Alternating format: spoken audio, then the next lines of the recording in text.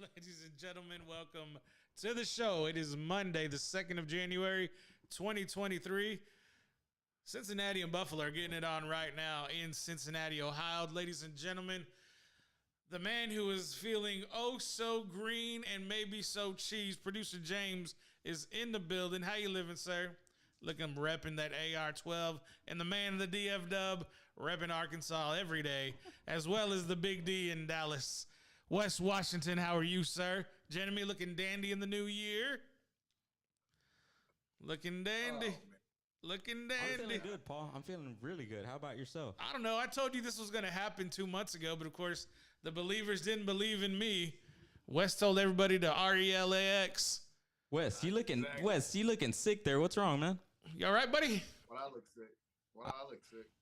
I don't know. Like, I mean, I came on camera and you were just like nodding your head. Like, what's going on? Oh, you talking about because I got to look at that jersey this whole time? I mean, you don't have to. That's true. You don't have to. But fellas, big weekend of college football, big weekend of NFL football. Let's go ahead and hop back into it. Back by popular demand, the people spoke. I tried to give y'all 2 weeks off. Y'all said y'all weren't feeling it. Y'all wanted to get back in the saddle. So here we are. It is Monday. It is that time of the evening. God, huge. What do we want to get into first? Wes, let's just not bury the story. Huge playoff implications are going down this coming weekend. Dallas has all but clinched their spot. They're playing for the number 1 seed. If, I don't know, the Giants can take care of their business and Dallas does theirs, they can walk on in to the number 1 overall seed and get a first-round bye. It is official as of this afternoon around 3 o'clock. The NFL did indicate they are going to flex the Detroit Lions visiting Lambeau Field in Titletown, where Aaron Rodgers will have an opportunity to win and be in to secure the 7th spot. That is amazing to me. Bring me down just a little bit, James. I appreciate that. A little bit more. We are getting everything, back in line a little bit. I guess I'm just too loud in my own ears. That's all good. Wes, Dallas Cowboys covered the spread last Thursday, but looked really ugly doing so. What are you liking right now? What do you think of the Dallas Cowboys? What's your takeaway from that win in Tennessee? Shout out to Freightzilla in the comments. I mean, what else do you take away from it? That they still have issues. They still got problems turning over the ball, and you're not going to beat a good team if you're going to still do that stuff. Tennessee, for Zilla, whatever that dork's name is. The guy who dunked on you. That's what he told me. That fool can't dunk, man. Not now, but like maybe 25 years ago. I saw a great baby picture of y'all. Y'all look so wonderful together in that photo, but I'll let you get back to it. Anyway, the Cowboys beat a very bad Tennessee team that's basically playing like third strings all over the place. And if you looked at the way the Saints handled Minshew, I don't know, man. Minshew looked like an all-pro quarterback against the Cowboys. The Saints pretty much were all over it, So I don't know, what does that tell you? So no, I want to know what it tells you. What is it? I want to know how you feel. How confident are you that Dallas? Let's say Dallas goes and has to play Tampa Bay, right? Let's just let it be where it is. Tampa doesn't look strong at all right now. I know what they did this Sunday against Carolina, but it's Carolina. Mike Evans finally decided to play a game. Tom decided to be accurate. Dallas does not look like they're going to have a problem, in my opinion, with Tampa Bay. No. Who are we talking about? We're talking about they either get Tom Brady, who is undefeated against the Cowboys, lifetime. Talking about Tom. Okay. Brady. Okay. So, and then if you face who else do you face? Mr. Cowboy Killer himself, Aaron Rodgers. No. That's the beauty of it. That's the beauty. We'll get to AR-12 because I got a feeling AR-12 is going to do a lot of business in favor of the Dallas Cowboys until that final game where you may have to pay up. Well, we'll leave it right there. But let's go ahead and get back into it. We'll leave AR-12 to a little bit later in the show. I want to know about the Dallas Cowboys. I want to know how you feel of the strength going into the playoffs.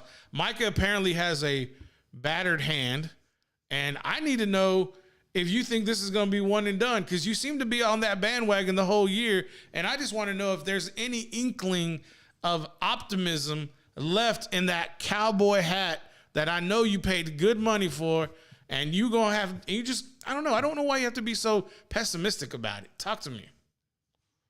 I'm not being pessimistic. I'm being real, though. I mean, because now you got a problem with, have we heard anything about the center, Biotic? Yes. We heard anything about him? Nope. I mean, who's going to be your backup center there? And then that secondary, man, it looks like basically what teams are going to do is throw whoever Wright is covering. I think that's just what they're going to do. Whoever Wright is covering, that's where they're going to throw the ball. Micah doesn't look like Micah, dude. They're not moving him around a lot. It seems like they're leaving him on one side of the field. Last year it seemed like he was, all over the field. But this year it seems like they're just putting him on the same side. And,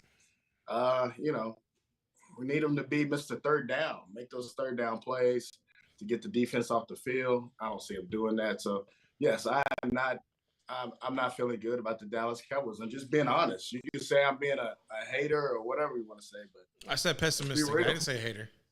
Oh, pessimist. But let's be real, though, man. And you see those problems. I'm not bringing up stuff that's not problems. Sure, and that's true. But here's the thing.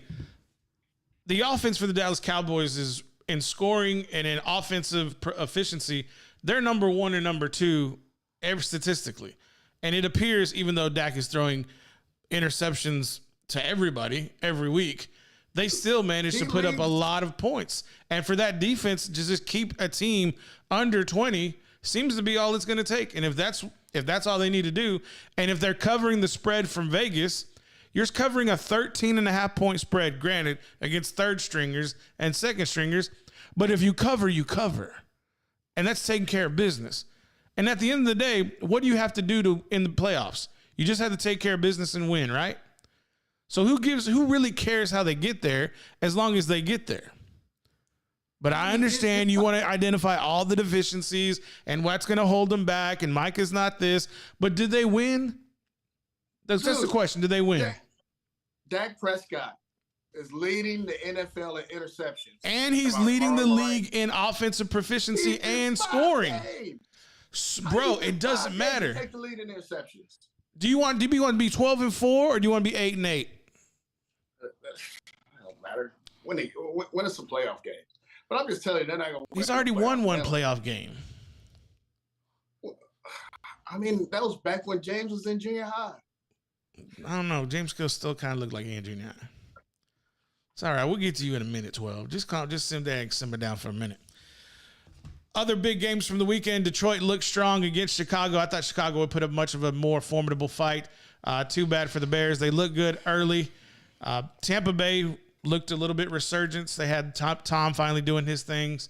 Other games that kind of stuck out for me had to have been the way New Orleans took care of business against the Philadelphia Eagles. And right now, Philadelphia is playing pretty much for their number one seed in a bye. And the way things are shaping up, Wes, it looks like Jalen's going to play. All it being hurt. And you want to talk about injuries on Dallas' side. How many injuries is Philadelphia experiencing at this moment? They're in key positions. They're having vital players go down on the offensive line, in the defensive backfield, in the secondary. You just have to ask yourself this question. Who's going to be healthy enough to survive? Because right now, I don't even know if Dallas wants to be the number one overall seed. Because there's a team in Lambeau who's creeping up the charts and who took care of business this past week. James, Green Bay Packers handling themselves against the, at the time, number 2 seed in the NFC playoffs, now the number 3 seed. What's the difference? Where did this defense come from? Where was Jair Alexander all year to be able to shut down Jefferson? Yeah, well, I mean, unless I remember correctly, he was asking to cover Jefferson He covered him, but like a few plays, if I'm not mistaken, on the first meeting. 36% of the time he covered Jefferson first game of the week. Okay. First game of the year. And on this one, he was all over him. 65%. Right? Okay. But I mean, he shut him down. One catch for 15 yards. Just one catch. That's it. Got to feel good as a Packers fan. Of course, Paul, you know, you were pointing out, you know, and I'm not going to lie, dude. I was like, you know what?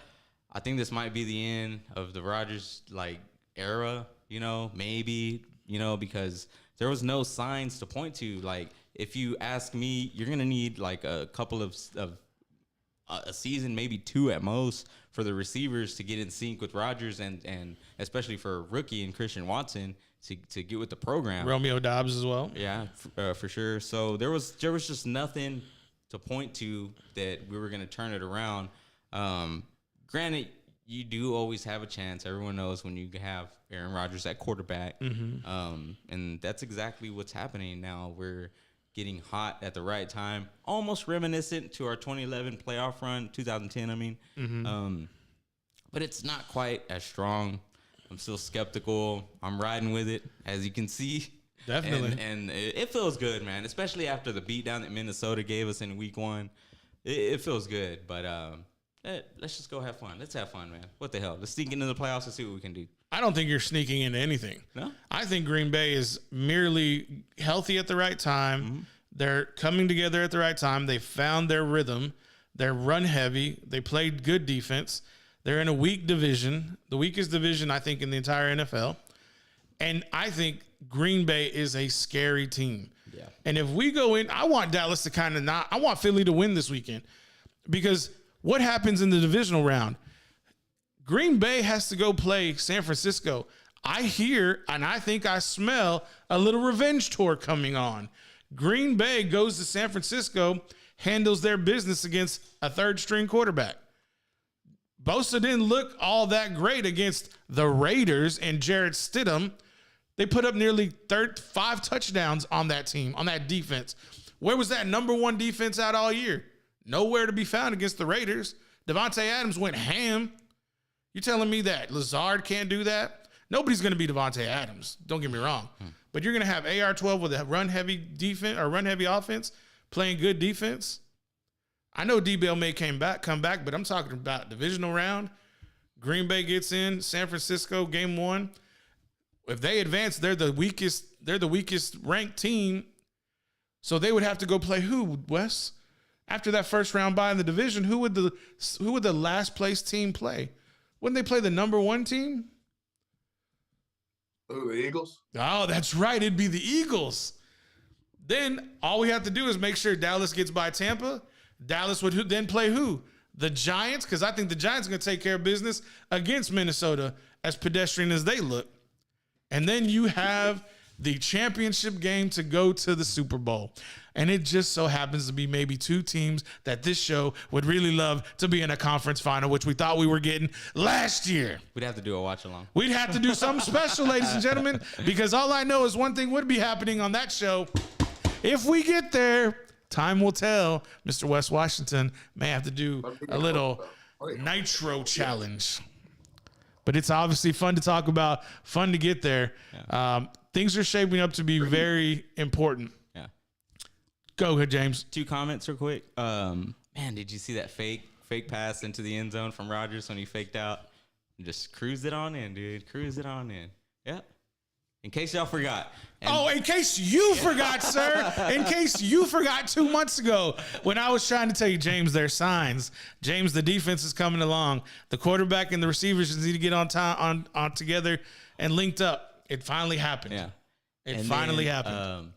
Also, A.J. Dillon, when he pounded it into the end zone. He pounded it. He did the celebration with the orchestra. Mm-hmm. Aaron Rodgers came in on the side of the frame towards the end of the celebration. A lot of people thought he was playing the bass guitar, which actually he was playing a keytar.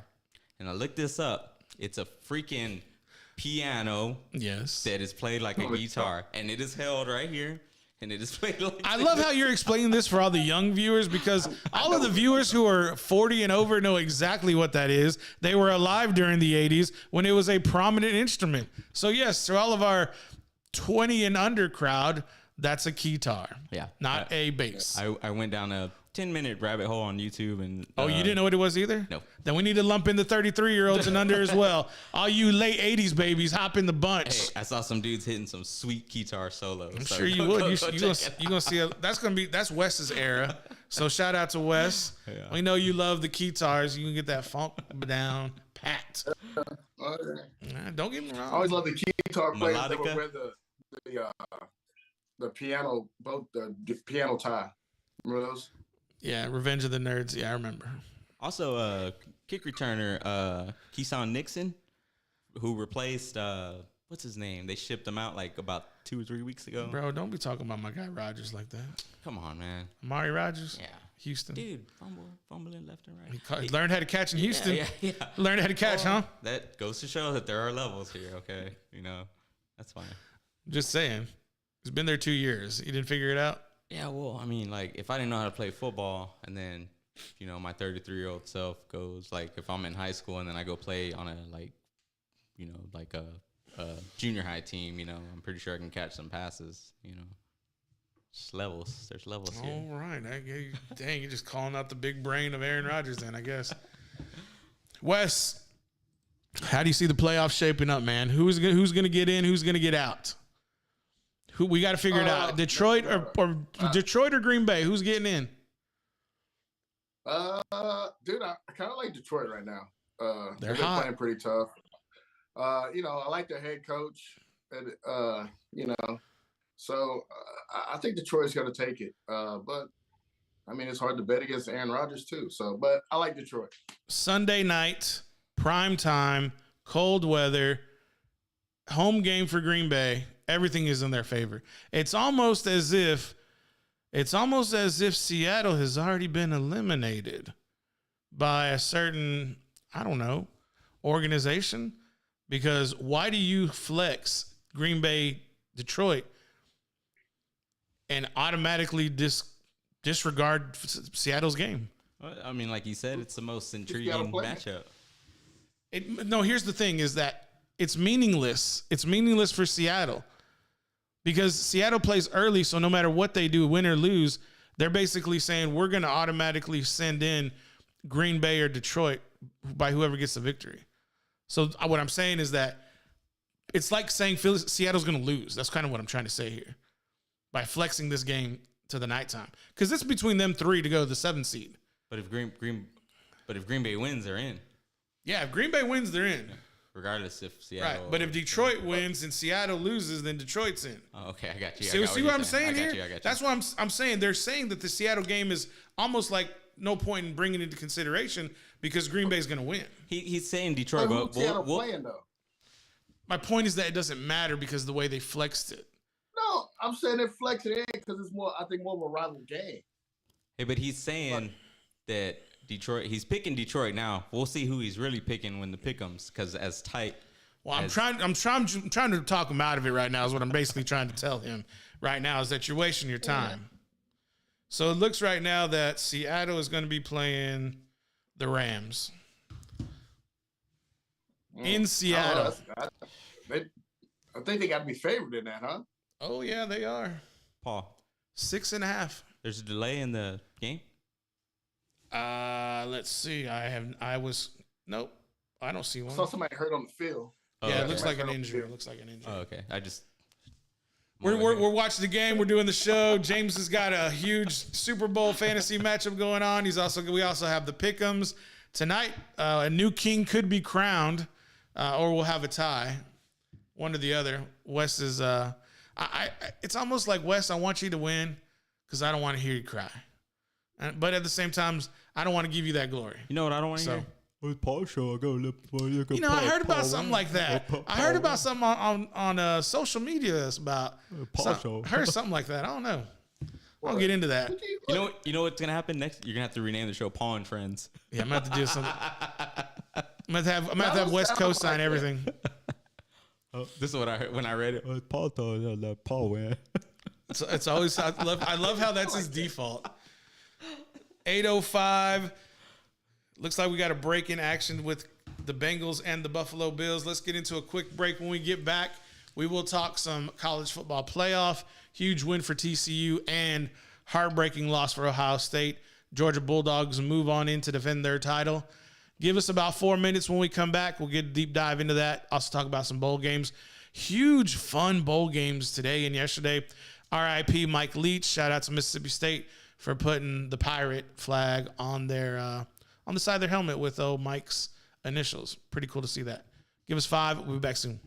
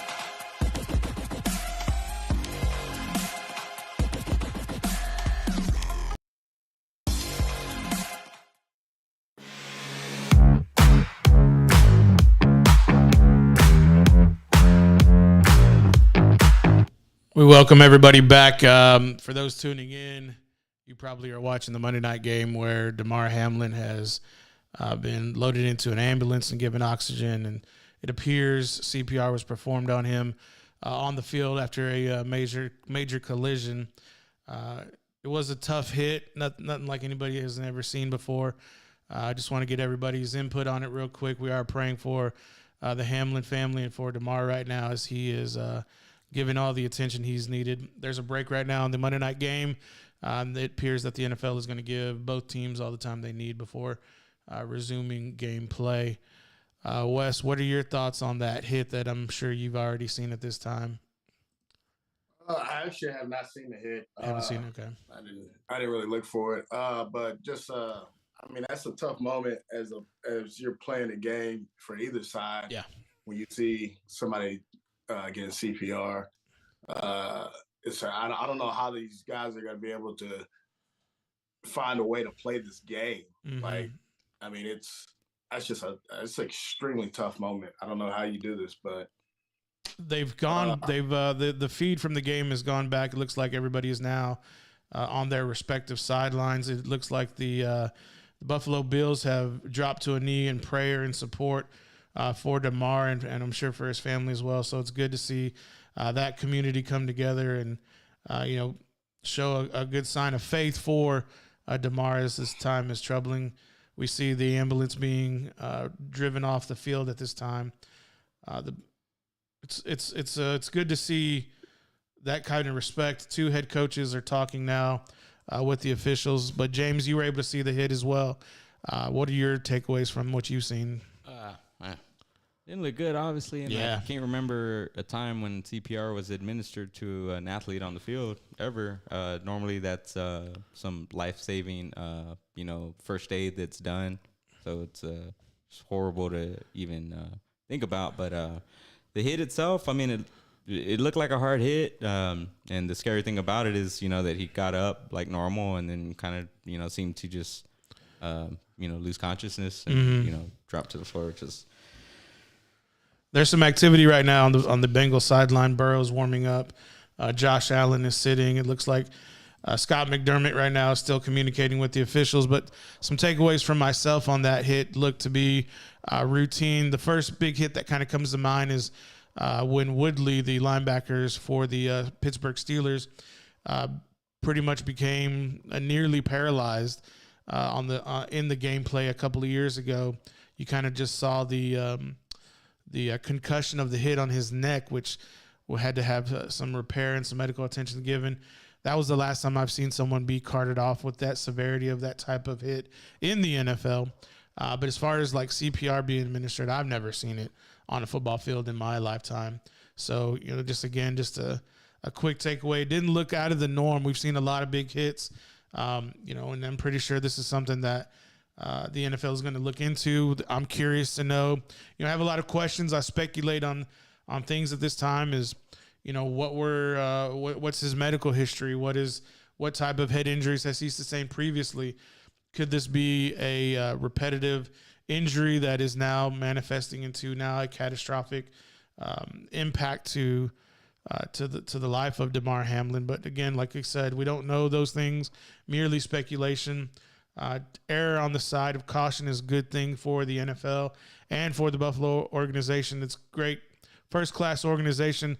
I want to say by Cincinnati having that emergency vehicle there to administer aid as rapidly as they did. So, first class by them to have that done as well.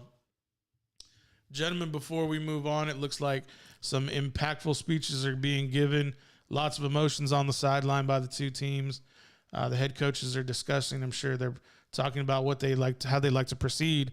There's some more activity kind of going on. It looks like teams may be going into the tunnels at this time. Maybe they'll be suspending play. I'm not sure.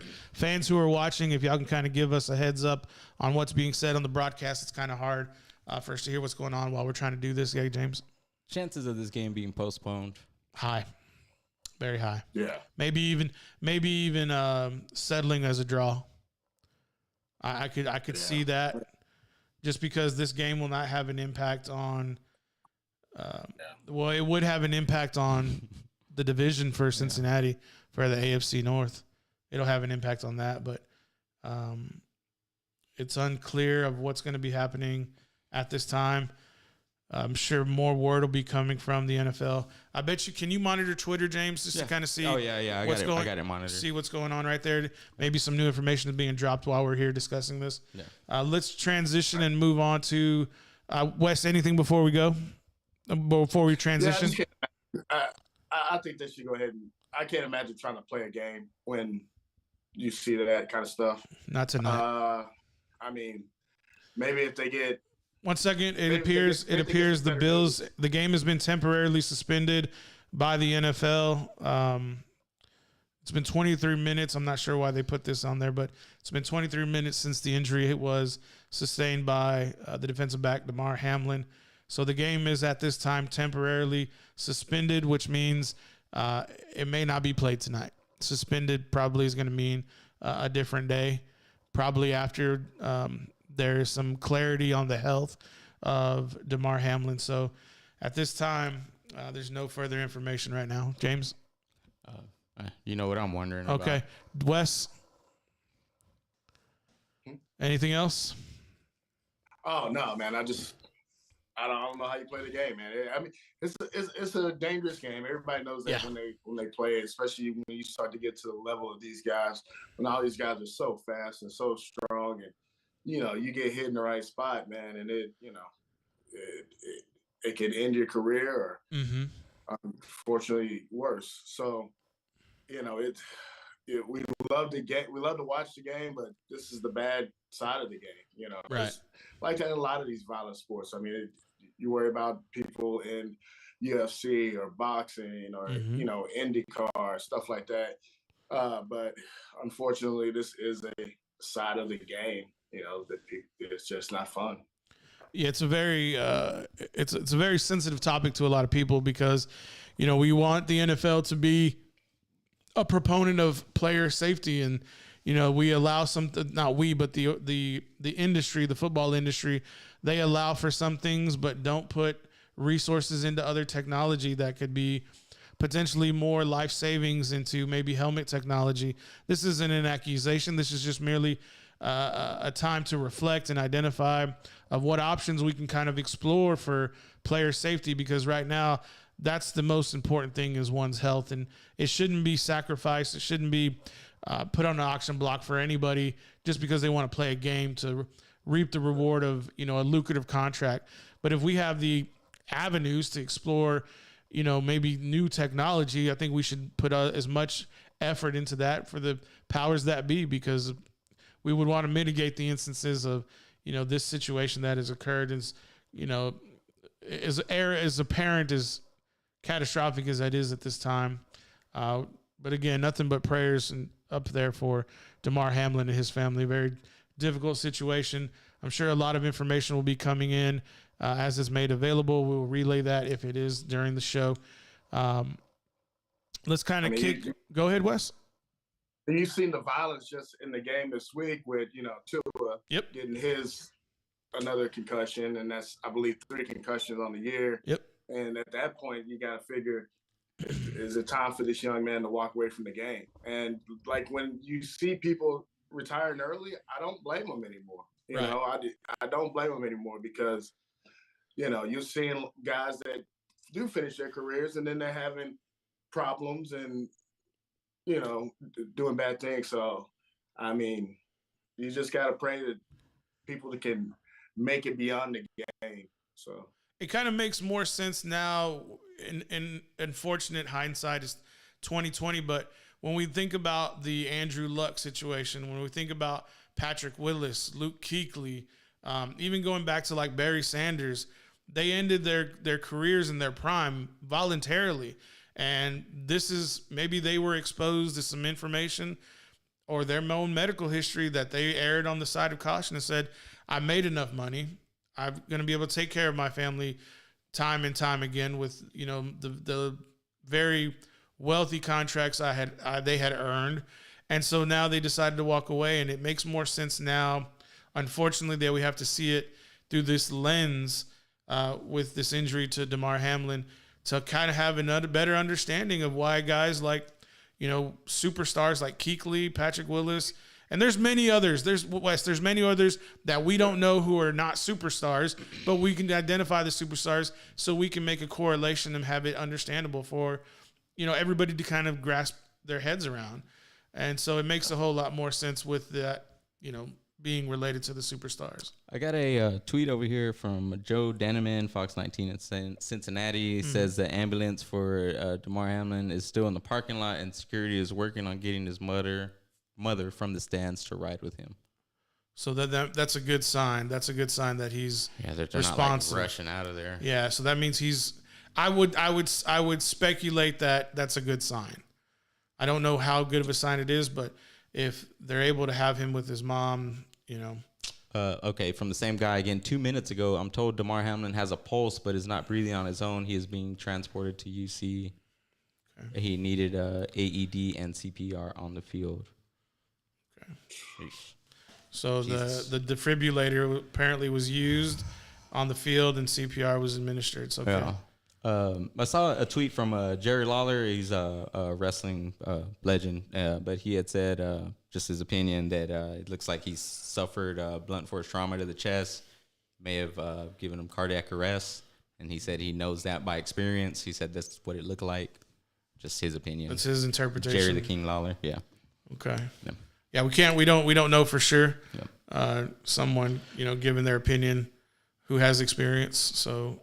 That's something interesting, but yeah, fellas, let's take a break. Wow. Let's go reset, and then we'll come back and get into some college football. What interesting Monday for the new year.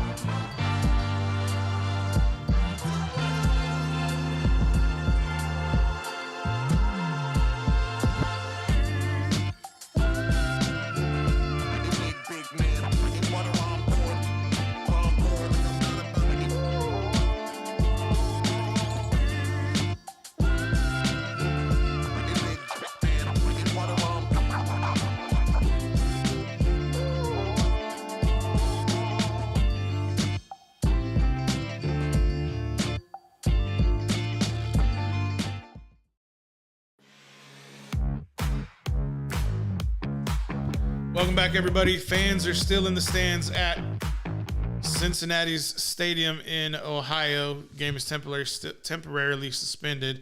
Carlos,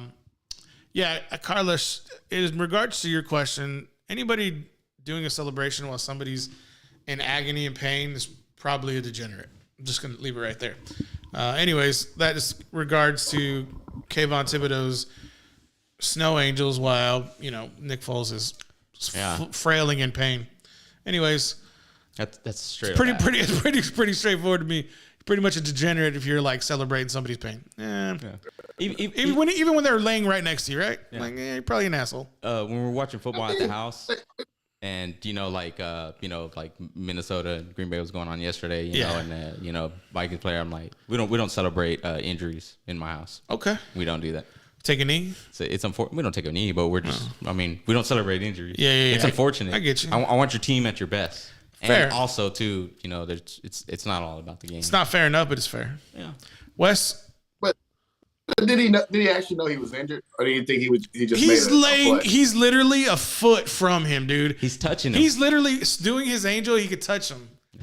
But listen, if you don't have that much self-awareness, you're probably a degenerate. I'm just saying. If you don't have that much self-awareness that there's a dude frailing in pain right next to you while you're doing Snow Angels, probably an asshole. So why can't you do it in other sports though? I mean, like what? In boxing, MMA, like you celebrate. They're degenerates too. If you're getting your bum on somebody's head after you just choked them out, Patty, yeah, you're probably degenerate, and he'd probably call himself one too. Yeah. Well, also, I mean, I feel like in football, you're hitting somebody to tackle them. You're not trying to render them unconscious. True. As you are in MMA. You're literally trying to take this guy's head off, Yeah. I mean, you are trying to inflict some pain, but you're not trying to take their life. You're not trying to kill them. Right. You're not trying to take their life. Let's transition over to some college football. Huge games. The playoff games were fun. They both were, barn burners. I give so much prop to Max Duggan, to Sonny Dykes, TCU program. Making the call. You had to fire Gary Patterson and bring in Dykes from across town, SMU, and then you're playing the college football playoff, beating Michigan. Shout out to the Horned Frogs. Walk-off field goal for Georgia. Sorry, Wes. How do we see this banging out? Do we think it's going to be a slobber knocker, or we think Georgia's going to run away with it? 13.5-point favorite. Dude, and once again, congratulations to TCU for being the first Texas team to make it to the a real football playoff. Team, a real one. Since they started the college football playoffs, but I think it's going to be a good game because I mean, if you look at it, Georgia they barely beat Ohio State. I mean, they could have lost it very easily. And we're talking about a TCU team that beat a Michigan team that beat Ohio State. So, I mean, I don't know. I mean, 13.5, it seems like a lot, but, it's Vegas, man. They always know something that we don't know. So I think it's a close game. I agree with you, man. I think 13.5 is crazy. I think it's going to close at like 9.5. But I think it's going to be really tight early, and then somebody in like the third quarter, it's going to be some kind of turnover, some kind of big play, and it's just going to turn the momentum towards one team. But there's one thing I do know about both these teams. They're both mentally strong. They know how to play tight games. They got decent running games. They got star receivers. Probably Georgia doesn't have star receiver, but they got star tight ends. And it's going to be – I think it's going to be a fun game. I'm leaning TCU right now. Only because Max Duggan, he won the Davey O'Brien Award, named for the former TCU great Davey O'Brien. So I kind of like that correlation. I am curious to know how the defense for TCU is going to match up against Georgia's offense. Stetson Bennett is 150 pounds and like 5'11". Like he's like James, just not as tall. And I just don't understand how this dude is able to be as elusive as he is against, some would say, NFL caliber players. Probably not NFL players, but close to it. Wes, who's going to have more pressure on them, TCU's defense or TCU's offense to keep up with the points scored by Georgia? I think it's got to be, the TCU defense, barely. But I know it's going to be a lot of pressure for Max. And that's why I kind of like TCU is because of the quarterback, Max, because I feel like he's a guy that's not going to let them quit. But I think the pressure has got to be on that defense to slow them down and give TCU a chance. Because I don't know. I mean, they could put up a bunch of points against that Georgia team. I mean, Ohio State put up a good amount of points. So, Definitely. And I think TCU look just as good on offense as anybody else in the country. Don't they look like the same team? Doesn't TCU and Ohio State look like mirror images of themselves? Yeah. They got good backs, they got good receivers, and they got a stud at quarterback. I like TCU chances. I can't believe that far down, but it's gonna be a great game. It was a lot of great non-playoff games. Some barn burners. There were some crazy ones. Arkansas tried to lose their game. That one came down. That was a fun one. Came down the end with against Kansas. Yeah, I don't know how you give up a lead that big. But Texas barely lost. Tough loss to them. Your boy was a little angry, bro. Man. Did you? I don't know if the fans have seen it, but my guy was amped up. I don't know what he had before the game, but this dude came out on fire. Look tough. Unfortunately, the Longhorns didn't come out on fire, but I don't know. Some TV person with a headset was he trying to restrict him from going forward or something? But some expletives got shouted out, some aggression got put out. Sarkisian, you think it's gonna be a story, or you think this is gonna be just under the radar? I haven't heard anything about it. Yeah, I think you gotta hope not for Texas. I mean, or maybe if you're the head coach for the UT basketball, maybe you wanted to get a little bit more hype. But I mean, it seems like that's even is quieting down. I haven't heard much about that. Not a word from him. What's his name again? Beard. Yeah, I haven't heard nothing about Beard. Yeah. Wes, you got something? I'm sorry, James, you got something? I do. A couple of updates from the Bengals and Bills game. So 5 minutes ago, Joe Danneman, guy, Fox 19, Cincinnati, he said Bengals head coach Zach Taylor and the Bills head coach Sean McDermott are meeting outside of the Bills locker room. And then tweeting again 2 minutes later, McDermott just left the meeting and went back inside the Bills locker room. So both head coaches and the referees met outside of the Bills locker room. It appears what I'm gathering from all this information is the two coaches probably had a discussion. I'm sure McDermott had the option to say, hey, poll your guys, poll your team, see what they want to do, and if they want to go play, let's go handle it. That's what it looks like to me. If the two coaches met, McDermott went to his locker room, because remember, this is a Buffalo Bills player, and it would make sense, it would be wise for the NFL, the Cincinnati Bengals, to let the head coach go talk to his players and say, what do you guys want to do? Do y'all want to go play for DeMar, or do y'all want to just wait to see how his health is in the future? What do y'all want to do? What would your mindset be, since you guys, you playing? Let's go honor DeMar. Right. Let's go play for him. He would want to go play. And that's you playing for your teammates, your brothers, your guys in the locker room. Because why do we play this game? To win. And we want to have fun doing it. And DeMar, like if I was in that situation, if I was injured, I'd be like, I want y'all to go play for me. Go shine for me. Because why would I want to be that selfish to stop my guys from going having fun and playing the game we love? I wouldn't stop you from doing that. And I would want y'all to honor me.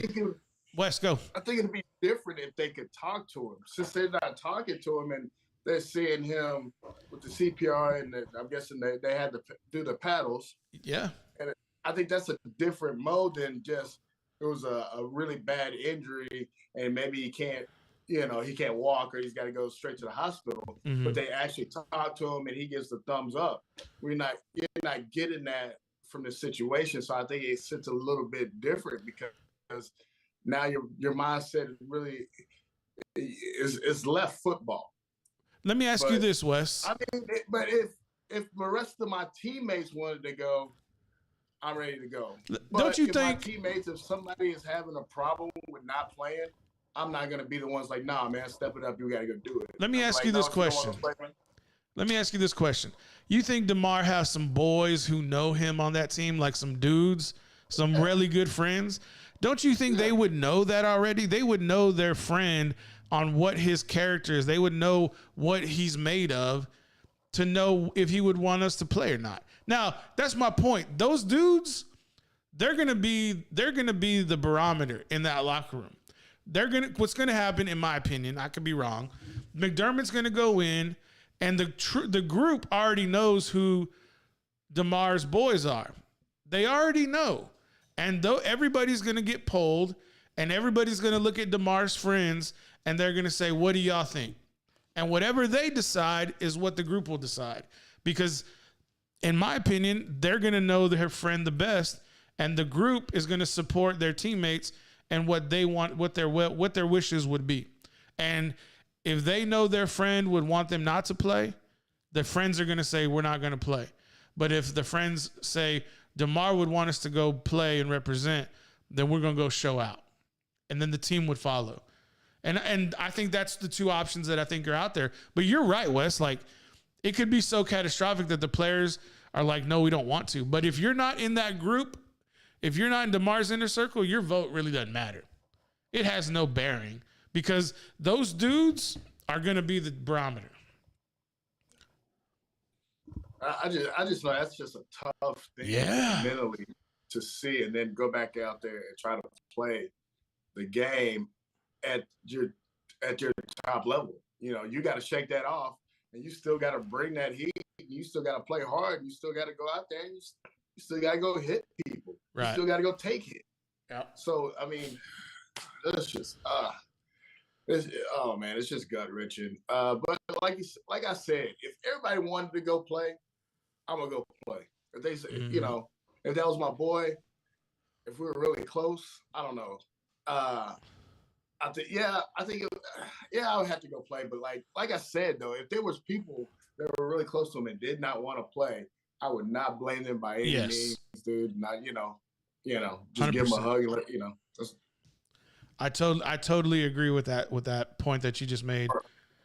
Or even a coach, maybe a coach, like you're sitting there, calling plays and all this kind of stuff, and you just feel bad. Maybe you called the wrong play, or you got to feel bad if you're the what is it here, a DB? Yeah, he's the defensive back. Yeah, so you start to wonder about. I know stuff like that sticks in your head, but like if you're a quarterback, you get somebody hurt by throwing a ball. So I know that sticks in your head when you're about to throw it.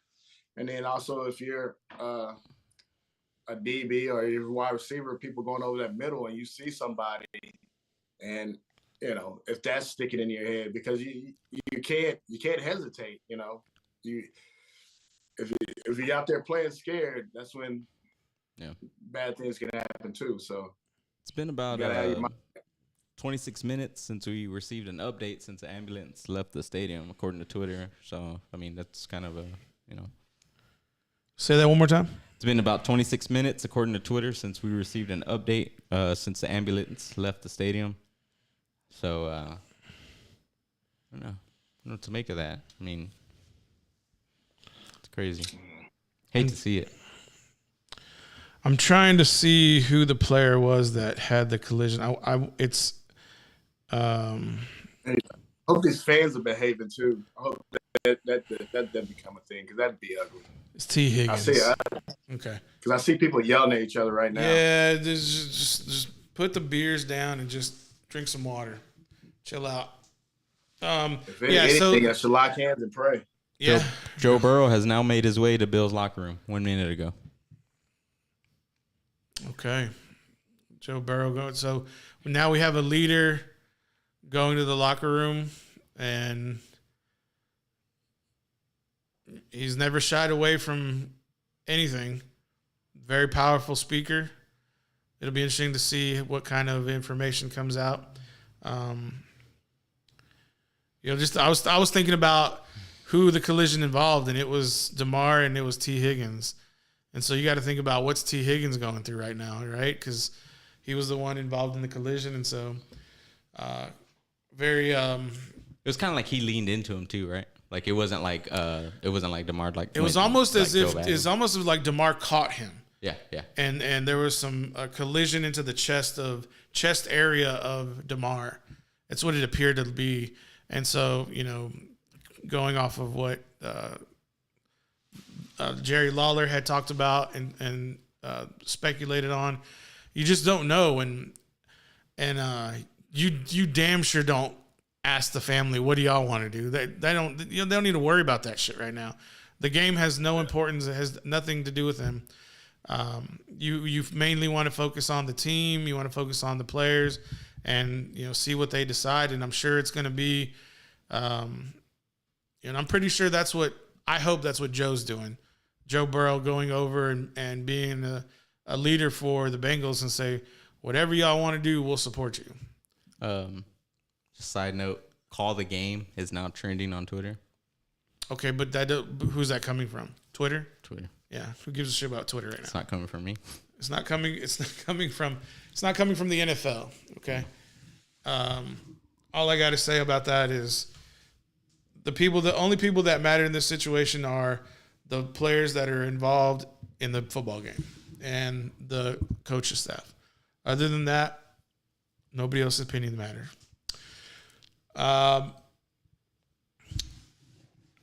Let's kind of get back into the college ranks a little bit. It's kind of hard going back and forth with the energy, right? But Right. Wes, I saw the Alabama game, and they pretty much handled their business against K-State, who did give an L to TCU in the Big 12 championship. What was your takeaway? My takeaway was that Alabama was sending a message to the College Football Playoff Committee, basically saying, y'all should have put us in there instead of TCU or Ohio State, because we would have given a better, entertaining game with whoever we were matched up with. Which, if they were going to be matched up with, who would they have had to play? Georgia. And that's probably why they went with Ohio State instead of Alabama. Yeah. I mean, you can complain all you want if you're Alabama about it, but you know what? Don't lose the game. Don't lose to LSU. Win the game. Yeah, win the game. And you're there. So you got nobody to blame but yourself. But, it's what it could have, should have. Alabama did look good, but, I mean, K-State was rolling with them there for a second. They had a nice long drive. Instead of taking the 3 points, they ended up. One second, Wes. It appears right now that McDermott and Zach Taylor are on the phone right now with who we don't know. There is officials who are with them on the phone at this time. It's unclear who was on the phone. McDermott was speaking first, and then McDermott handed the phone to Taylor, who is currently still on the phone. There's a group of coaches and officials who are all huddled, what appears to be in front of the Buffalo Bills locker room. From my vantage point, it looks like the quarterback, Josh Allen, does not have on any pads or football attire. He only has on a shirt and sweatpants. So as more information comes out, there appears to be league officials there. Multiple individuals are on the phone at this time. Taylor is still there as well. When we get more information, we will go ahead and pass that along. Who are they talking to? It could be anybody. It could be the league office in New York. It could be the hospital. It could be DeMar. We don't know. But it appears now a league official is speaking on the phone. The two coaches have embraced and hugged. It appears that there's more information kind of being delivered to them right now. From the body language, it looks like they're not going to play tonight, based off the body language. We could be wrong, but again, all prayers up for DeMar Hamlin. James, do you have anything? No, not right now. Through the reporters that are on site at the football stadium who are following this story momentarily. Players are walking around without pads in the breezeway. Barricades have been set up to restrict movement. More individuals on the phone. It appears now that the league official is speaking to the coaching staff for Buffalo. As more information develops, we'll go ahead and pass that along to you. Guys, I think this is going to be called. They're currently showing the Buffalo Bills staff loading the gear. From here, it looks like this game will not be played tonight. It will be completed tonight. That's the way things are developing right now.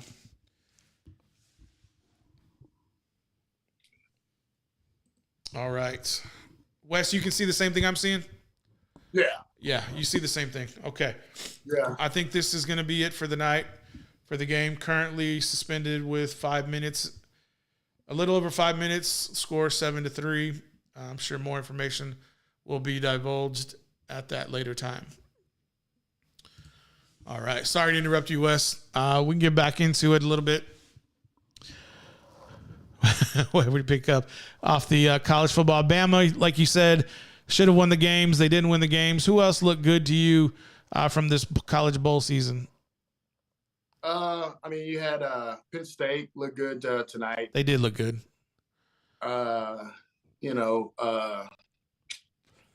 Let's see. What you call that? Had a pretty good win. Florida State over Oklahoma. What did you think about Tulane coming back and beating USC in that last second touchdown that was initially called incomplete and then reviewed and then called a touchdown? I think they've said there's been like 6 games over the year where Lincoln Riley had a double-digit lead, 14-point lead, and blew it. What's the indictment on him on not being able to like close out games? If you look at it, man, you probably I'm guessing Lincoln Riley is going to be more of an offensive guy. Maybe he needs to find a better defensive coordinator. Maybe that's the problem. I don't know, man. You wonder sometimes how some of these coaches do good, but like they never get over the hump. I mean, you look at Harbaugh in Michigan. How many bowl games has he lost in a row now? 6. A lot. So, I mean, but he's beaten Ohio State the last 2 years. Yeah, but he's losing 6 bowl games. I mean, you could probably say the same thing when Lincoln Riley was at Oklahoma. He's beating Texas every year, but is he winning national championships? Yeah, but he's not getting fired, and he got a better job to go to USC. And that's the thing is, like, a lot of these boosters don't give a rip as long as you're beating your rival. Granted, do they want the natty? Sure, of course they do. But if you're beating your rival and you have a long historic rivalry, you're not going to want to give that up. You're not going to go tell him to go kick rocks, especially when he's been successful beating Ohio State the last 2 years. It's hard, right? Like, it doesn't make sense that this coach can't perform to win national titles, but if he beats one team, we're all okay with it. And I guess if the base is okay with it, they're going to let it ride, which it doesn't make sense. I agree with you on that point. But exactly. What are you going to do? Like, I mean, who's better out there to get anyway? So I think you got to definitely, if you got to stick with Harbaugh, you got to stick with Lincoln Riley at this point. I don't think there's anybody that you could get that would be a better fit or get your team farther. But what's some other games? And that's a great win for Tulane, though. You're talking about a team that I think last year they had like a terrible. They were 2-10. They were 2-10 last year. They were 12-2 this year. Yes. So that's a great win for that program. What else, man? I can't remember. LSU beat the brakes off Purdue today, like 60-something to 7. Oh man! And your boy was supposed to be coaching or helping or something. Yeah, apparently like he's like some interim. He ain't my friend. I ain't got no friends over there. I mean, I'm just saying, if I had friends over there, we'd probably get a little compensation on this show or something. But yeah, apparently Drew Brees is some interim assistant coach at Purdue. So look, man, they were interviewing him this morning on College Game Day, and he was selling it. I was like, this dude can sell you anything, but he can't buy a win. So better get some more prospects up there because Purdue right now is not performing against LSU. James? Yeah, I have a update from Trisha Mack from Fox 19. Also in Cincinnati, it says 5 minutes ago, I'm told that Damar Hamlin has been intubated and is currently listed in critical condition. Man, not a good sign. Not.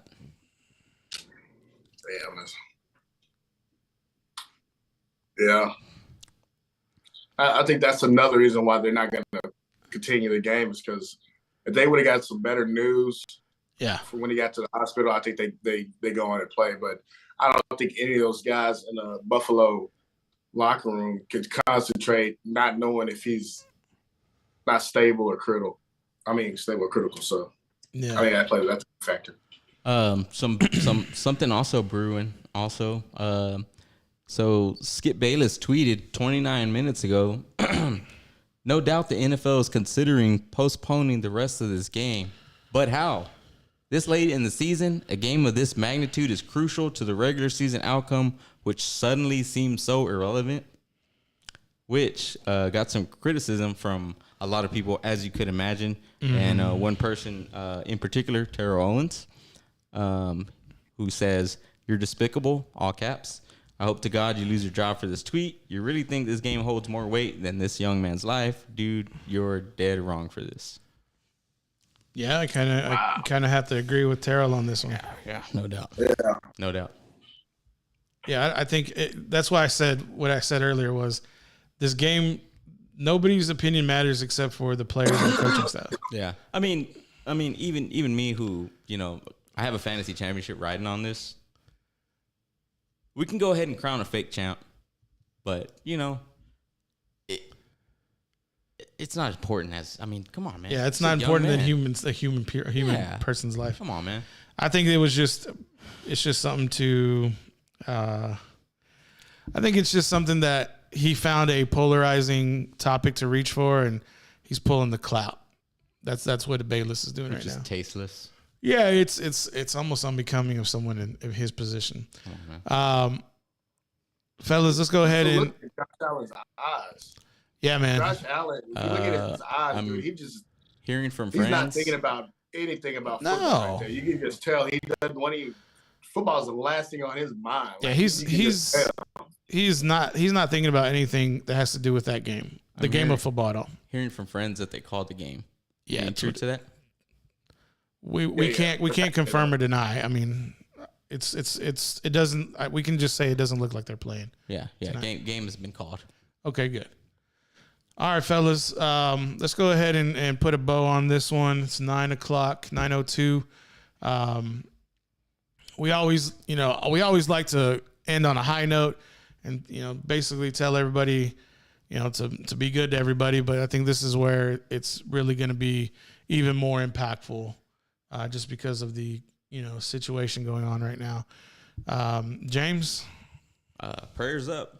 Prayers up. Definitely. Good vibes and all of that stuff. We watch the game to have fun, and us as fans, we get to relax in the comfort of our home, sitting on the couch, cheering for the team that we love. Yep. And, you never want it to come to this, but, you got to realize, that life itself is just so fragile, and you just, like Paul always says, love yourself, love your neighbor. Mm-hmm. Let's just spread some love, man. Prayers up for tomorrow. Wes? Yeah. Same thing, just prayers for the family and friends and teammates and all that kind of stuff. And just, if you got people that you love, tell them, because as you can see, man, life is so fragile that you might not have that chance again. You just never know, because none of us are promised tomorrow. And you realize that there's things bigger than sports. And there's, that's something that's definitely bigger than sports, is your life. So much love to everybody.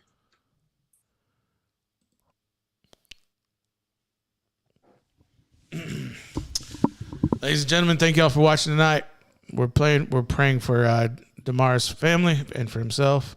And love yourself and love your neighbors. We'll see y'all tomorrow. Have a good night.